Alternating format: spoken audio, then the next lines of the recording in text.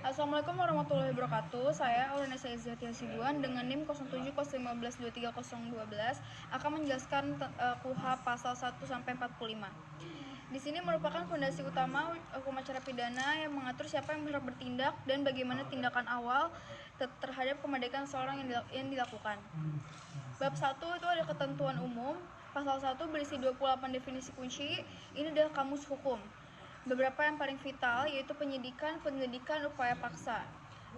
Dan pasal 2 dan 3 itu menegaskan bahwa KUHP adalah aturan main tunggal bagi seluruh pengadilan di lingkungan peradilan umum di Indonesia.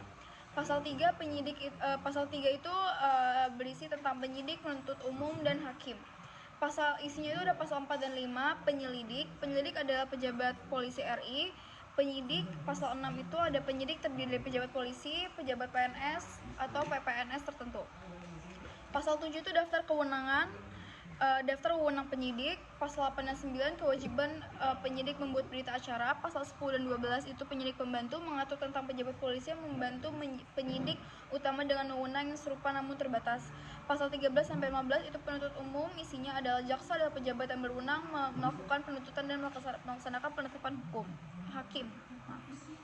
Kemudian ada bab 4. Bab 4 itu berisi penyidikan dan penuntut umum, yaitu bagian ini mengatur tentang upaya paksa yang membatasi hak asasi manusia atau HAM. Yaitu ada berisi pasal 16 dan 19 itu ada berisi penangkapan. Tentang penangkapan yang dimana isinya itu ada dasar hukumnya, cara penangkapan, prosedurnya, durasinya, yaitu, dan yang kedua itu ada penahanan pasal 20 sampai 31 yaitu siapa yang berhak penahannya. Kemudian ada pasal sangat penting yaitu mengatur syarat penahanan yang harus subjektif dan objektif. Yang pasal 23 itu pengurangan masa pidana sesuai jenis penahanan. Pasal 24 sampai 28 itu mengatur jangka waktu. Pasal 29 ini perpanjangan penahanan untuk alasan medis atau perkara berat. Pasal 30 ini hak tersangka. Pasal 31 ini penangguhan dan penahanan. Kemudian ada yang ketiga penggeledahan di pasal 32 sampai 37. Ya, ini ada berisi penggeledahan. Pasal 332, pasal 33 ada wajib ada izin ketua pengadilan negeri.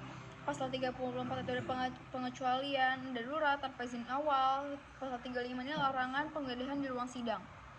Kemudian pasal 36 ini tata cara pembuatan berita acara penggeledahan. Pasal 37 ini penggeledahan badan. Terus kemudian ada penyitaan pasal 38 sampai 45. Ya, ini penyitaan harus diseizin ketua. Benda yang apa saja sih benda harus disita di pasal 39 ini ada ketentuan di situ.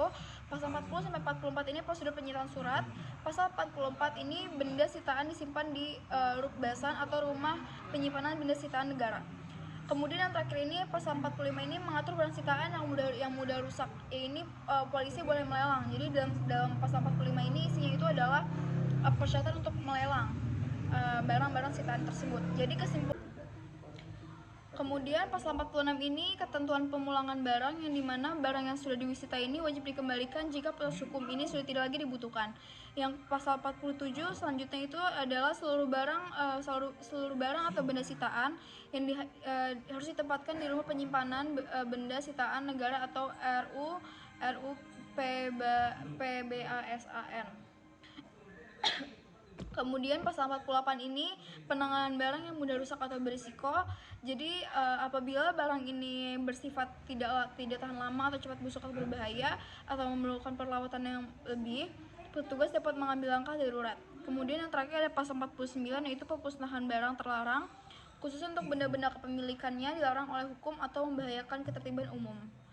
Jadi barang tersebut akan disita untuk negara atau langsung dimusnahkan yang prosesnya wajib dicatat secara resmi dalam berita acara.